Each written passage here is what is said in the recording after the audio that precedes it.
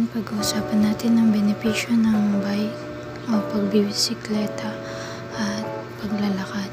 Ang benepisyo ng pagbibisikleta ay sobrang nakakatulong sa ating mental at physical na katawan. Sa mental, ito ay nakaka-relax sa atin at nalilibang tayo sa pagbibisikleta. Ang sa physical naman ay napapapawis natin ito at napapaganda ang ating katawan. Ang mga benepisyo ng paglalakad naman ay isa sa